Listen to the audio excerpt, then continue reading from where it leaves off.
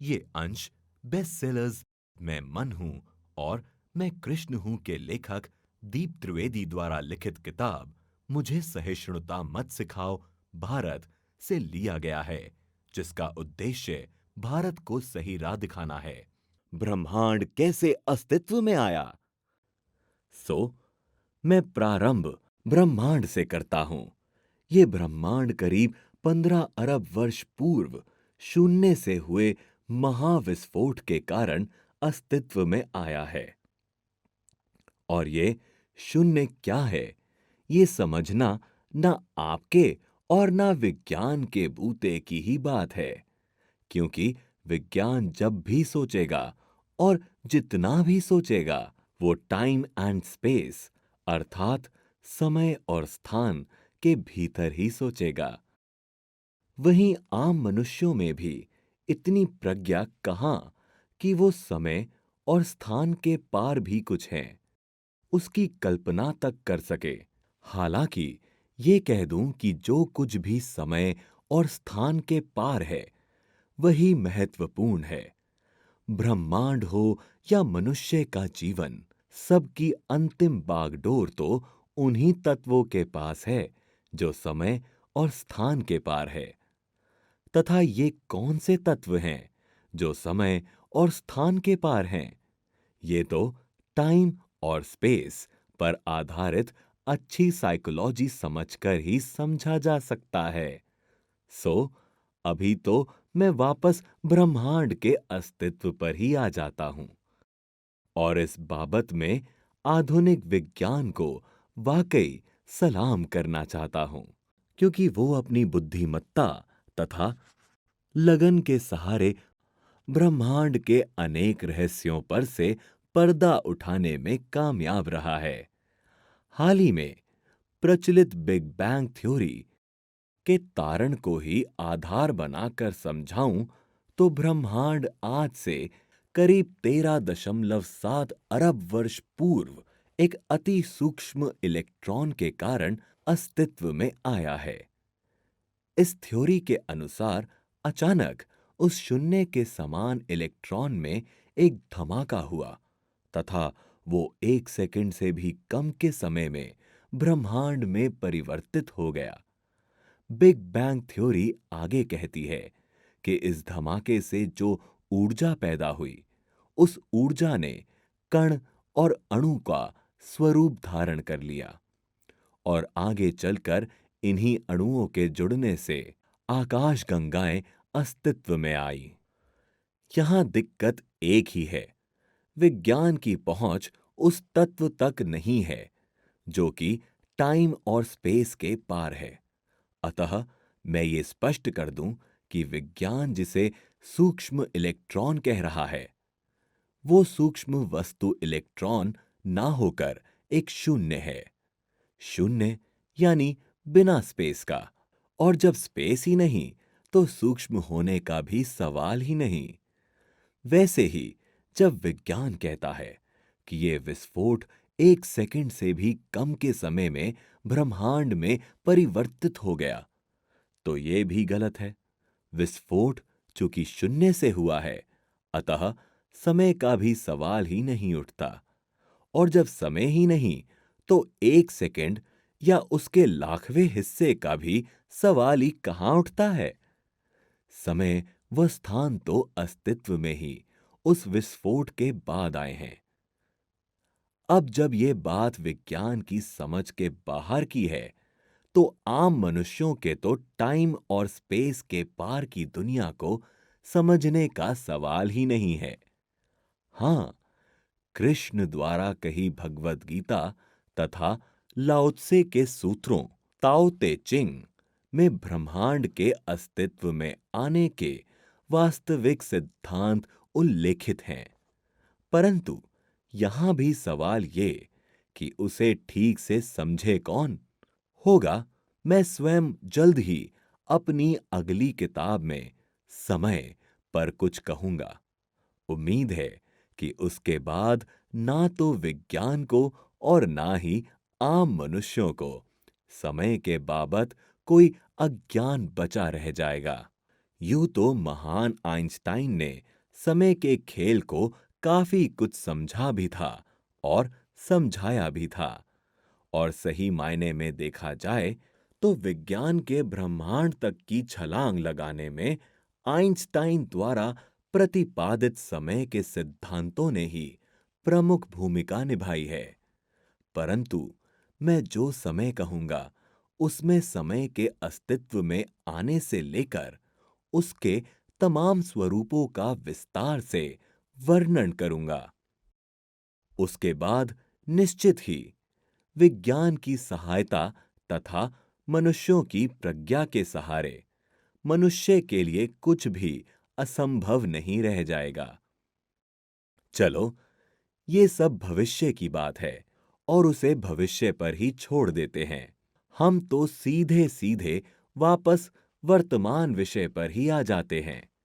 हमने ब्रह्मांड के अस्तित्व में आने की बात तो समझ ली। अब सवाल ये कि क्या पृथ्वी भी ब्रह्मांड के साथ ही अस्तित्व में आ गई थी? मैं पहले इस बाबत विज्ञान क्या कहता है वो बताता हूं। विज्ञान के अनुसार आज से करीब 5 अरब वर्ष पहले तक आज का जो सौर मंडल है वो सौर मंडल ना होकर मेघ और राख का एक गुबार मात्र था।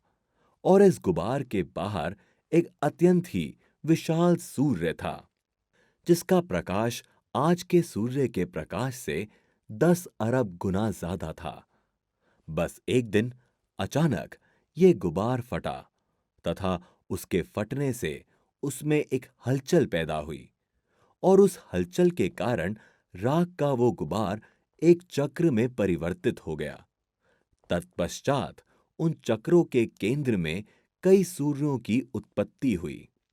इन सूर्यों की उत्पत्ति के साथ ही उनके आसपास जो राख का ढेर मौजूद था उसमें भी हलचल पैदा हो गई। परंतु उन सूर्यों के गुरुत्वाकर्षण के कारण राख का वो ढेर ज्यादा दूर तक बिखर ना सका और धीरे धीरे कर उन सूर्यों में से एक सूर्य के राख के इस ढेर ने गर्म लावा का स्वरूप धारण कर लिया। हालांकि जल्द ही ये लावा ठंडा होने लगा और ठंडा होते ही इसने ग्रहों का स्वरूप धारण कर लिया। बस आज की ये पृथ्वी भी उन्हीं ग्रहों में से एक है। विज्ञान के अनुसार ये घटना करीब 4.5 अरब वर्ष पूर्व घटी थी। यानी पृथ्वी अस्तित्व में करीब 4.5 अरब वर्ष पूर्व आई है। अब निश्चित ही विज्ञान का ये तारण सत्य के निकट है और उस हेतु एक बार फिर मैं वैज्ञानिक चेतना को सलाम करता हूं। निश्चित ही जो विज्ञान ने कर दिखाया है वो पिछले लाखों वर्षों में किसी ने नहीं किया।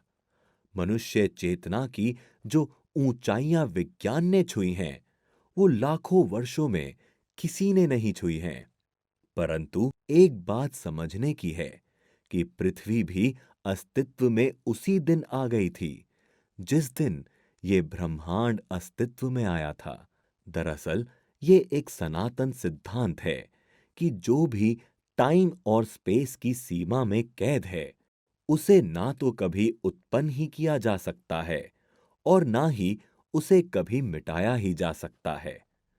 अतः जो कुछ भी यहां दृश्यमान है वो सब कुछ ब्रह्मांड के अस्तित्व में आने के साथ ही अस्तित्व में आया हुआ है। फिर वो पृथ्वी हो या मनुष्य, उसके पश्चात तो सबका सिर्फ रूपांतरण हो रहा है। अतः पृथ्वी भी अस्तित्व में तो तभी आ गई थी जिस दिन ये ब्रह्मांड अस्तित्व में आया था।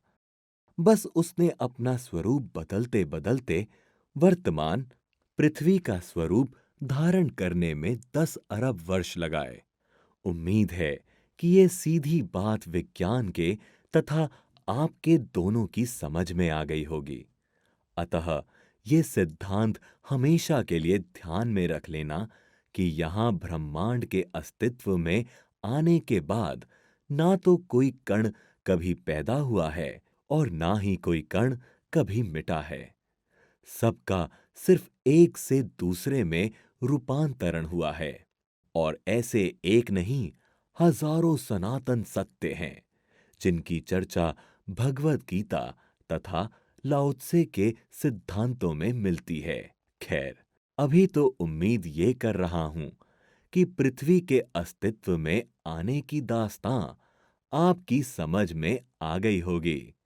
साथ ही विज्ञान का काबिले तारीफ कार्य भी आपकी समझ में आ ही गया होगा। चलो, पृथ्वी ने अपना वर्तमान स्वरूप करीब 4.5 अरब वर्ष पूर्व धारण कर लिया था। ये बात तो समझें, परंतु अब प्रश्न ये उठता है कि पृथ्वी पर जीवन कब और कैसे आया। तो इस हेतु पहले ये बताएं कि जीवन का आधार क्या है। बिल्कुल ठीक सोचा आपने, पानी। अब चूंकि पृथ्वी आग का लावा थी, तो शुरुआती दौर में तो इसमें पानी होने का सवाल ही नहीं उठता है। यानी पानी पृथ्वी पर था नहीं, कहीं बाहर से आया है। और पृथ्वी के बाहर तो अंतरिक्ष ही है। अतः सीधी बात है कि पानी पृथ्वी पर अंतरिक्ष से ही आया है। और कैसे? सो हुआ ये कि धमाकों के बाद बड़ी मात्रा में कई प्रकार के ज्वलनशील पदार्थों की उत्पत्ति हुई, जिसमें एक पदार्थ हाइड्रोजन भी था। अपनी उत्पत्ति के साथ ये हाइड्रोजन के कण करोड़ों वर्षों तक आपस में टकराते रहे। इस आपसी टकराहट के कारण हाइड्रोजन के कण धीरे धीरे कर हीलियम में रूपांतरित होते गए तथा इसी हीलियम और हाइड्रोजन के गठजोड़ से तारे बने। फिर जब इन तारों में धमाका हुआ तो एक बार फिर राख का बड़ा गुबार बना। राख के इस गुबार में carbon, neon, sulphur, sodium, chlorine तथा सिलिकॉन के साथ साथ ऑक्सीजन जैसे पदार्थ भी शामिल थे। आगे ये हुआ कि पहले से घूम रहे हाइड्रोजन के तथा नए पैदा हुए ऑक्सीजन के कण सिलिकॉन तथा कार्बन के कणों पर बैठने लगे। वहीं ये भी संयोग ही है कि इन्हीं सिलिकॉन और कार्बन के इर्द गिर्द हाइड्रोजन के 2 कण तथा ऑक्सीजन के 1 कण का मिलन होना प्रारंभ हो गया। और उसी रिएक्शन से अचानक पानी की उत्पत्ति हुई। फिर इस बढ़ते पानी ने अंतरिक्ष में बर्फ का स्वरूप धारण कर लिया। तत्पश्चात आज से करीब 4 अरब वर्ष पूर्व अंतरिक्ष से बर्फ के कई गोले, जिसे वैज्ञानिक भाषा में एस्ट्रॉइड्स तथा कॉमेट्स कहा जाता है, पृथ्वी पर गिरे। और चूंकि पृथ्वी अब भी आग का गोला थी, सो बर्फ के ये गोले पृथ्वी पर आते ही एक बार फिर पानी में रूपांतरित हो गए तथा जहां-जहां गड्ढे थे, वहां पानी जमा होने लगा। इसी से नदियां, समुद्र व तालाब बने। फिर क्या था? एक बार जब पानी पृथ्वी पर आ गया, तो जल्द ही अमीबा व बैक्टीरिया के रूप में जीवन भी आ गया। और फिर तो पेड़ पौधे भी निकल आए। ये सब भी करीब 3 अरब वर्ष पुरानी कहानी है। और उसके बाद तो ये एक प्रोसेस में आ गया। जीवन और चेतना का विकास होता चला गया। छोटे मोटे बैक्टीरिया, मछली, जानवर तथा पक्षियों का स्वरूप धारण करते चले गए। महत्वपूर्ण बात ये कि इस बढ़ते जीवन तथा इस बढ़ती चेतना को मनुष्य का स्वरूप धारण करने में पूरे 3 अरब वर्ष लगे। अर्थात समझें तो ब्रह्मांड के अस्तित्व में आने के करीब 9 अरब वर्ष बाद पृथ्वी अस्तित्व में आई तथा पृथ्वी के अस्तित्व में आने के बाद के भी करीब 4 अरब से ज्यादा वर्षों बाद मनुष्य अस्तित्व में आया। बस ये समझाने हेतु ही मैंने आप लोगों को ब्रह्मांड तथा पृथ्वी के अस्तित्व में आने का इतिहास बताया। उपरोक्त इतिहास से समझना सिर्फ इतना है कि मनुष्य जीवन कितना कीमती है, क्योंकि चेतना अपने अस्तित्व में आने के बाद भी करीब 4 अरब वर्ष की मेहनत के बाद ही मनुष्य का स्वरूप धारण कर पाई है। और कहने की जरूरत नहीं कि ये मनुष्य स्वरूप चेतना की अंतिम ऊंचाई है, तथा इस कारण यह मनुष्य जीवन और भी महत्वपूर्ण हो जाता है। 100 बातों की एक बात ये कि ऐसे में इतने बेशकीमती मनुष्य जीवन को आपसी असहिष्णुता के कारण बर्बाद कतई नहीं किया जा सकता है। और यही कारण है कि मैं आज सभी मनुष्यों को सहिष्णुता का पाठ पढ़ाने उपस्थित हुआ हूं। सुनने में मजा आया तो आप इसे पढ़ने का मजा भी ले सकते हैं। मुझे सहिष्णुता मत सिखाओ, भारत। ये किताब अंग्रेजी, हिंदी तथा गुजराती में सभी प्रमुख बुक स्टोर्स और ई-कॉमर्स साइट्स पर उपलब्ध है। मैं मन हूँ पढ़ने के बाद अब तक लाखों लोगों ने अपने भीतर सकारात्मक परिवर्तन महसूस किया है और अपने जीवन को सुख और सफलता के मार्ग पर लगाया है। आप भी अपने जीवन में ये परिवर्तन आसानी से ला सकते हैं। पढ़िए दीप त्रिवेदी की बेस्ट सेलिंग किताब मैं मन हूँ। रण छोड़ने के लिए मशहूर कृष्ण ने अर्जुन को महाभारत युद्ध से भागने क्यों नहीं दिया? क्या थे कृष्ण के स्वयं के रण छोड़ने के और अर्जुन को रण ना छोड़ने देने के कारण? पढ़िए बेस्ट सेलिंग लेखक दीप त्रिवेदी द्वारा लिखित मैं कृष्ण हूँ। ये किताब अंग्रेजी, हिंदी तथा गुजराती में सभी प्रमुख बुक स्टोर्स और ई-कॉमर्स साइट्स पर उपलब्ध है। लाखों लोगों के जीवन में आशा की नई किरण जगाकर उनके लिए एक मार्गदर्शक, गुरु और दोस्त का रोल निभाने वाले दीप त्रिवेदी ने मनुष्यों को स्वयं से मिलवाकर उनके पोटेंशियल को निखारा है। उनकी बेस्ट सेलिंग किताबें जैसे मैं मन हूँ और मैं कृष्ण हूँ पढ़कर तथा भगवत गीता, अष्टावक्र गीता और ताओ ते चिंग पर चर्चाएं व जीवन की रोजमर्रा की समस्याओं पर किए गए वर्कशॉप सुनकर मनुष्य तेजी से परिवर्तित हुए बिना रह ही नहीं सकता। इसी वजह से उन्हें स्पिरिचुअल साइकोडायनामिक्स का पायनियर भी कहा जाता है। समाज में उनके असीमित योगदान के लिए उन्हें कई पुरस्कारों एवं उपाधियों से सम्मानित भी किया गया है। आपके जीवन में सकारात्मक परिवर्तन लाने हेतु उन्हें मात्र सुनना और पढ़ना पर्याप्त है।